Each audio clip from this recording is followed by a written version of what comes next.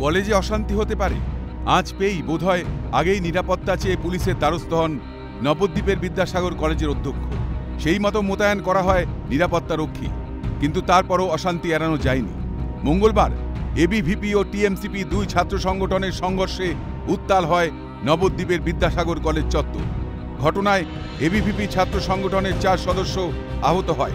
অভিযোগ, আচমকাই হামলা চালানো হয় তৃণমূল ছাত্র পরিষদের তরফে।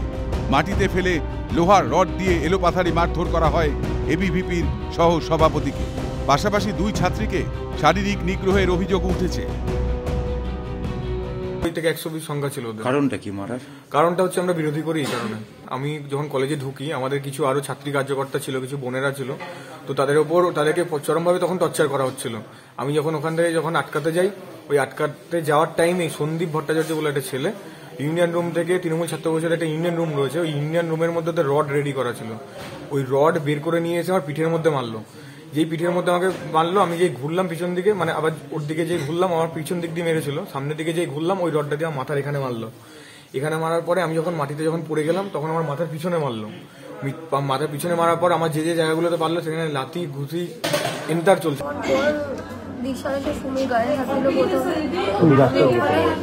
ঠেকাতে যাচ্ছিলাম, ওকে ছেড়ে দিয়ে আমাকে প্রথমে একটা ঘুষি মারলো, জামা মামা টেনে ছিঁড়ে দিল।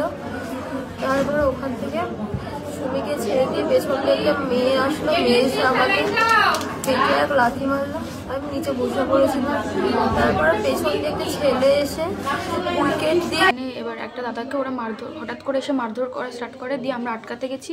এবার আমাদেরকেও মারধর করা স্টার্ট করে। কোনো রকমভাবে ওখানে বেরিয়ে আসছিলাম ওখান থেকে, দিয়ে ছেলেগুলো এসে মারধর করা স্টার্ট করছিল মেয়েদের। প্রথমে এসে আমাকে তো এখানে খুশি টুসি মারলো, এখানে মারেছে, এখানে। খবর পেয়ে ঘটনাস্থলে যায় নবদ্বীপ থানার পুলিশ। তবে অভিযোগ, পুলিশ প্রশাসন সব দেখেও কোনো পদক্ষেপ নেয়নি। সামনে দাঁড়িয়েছিল, পুলিশ সামনে দাঁড়িয়েছিল, কিন্তু পুলিশ কিচ্ছু বলেনি, না আগিয়ে এসছে না কিছু করেছে।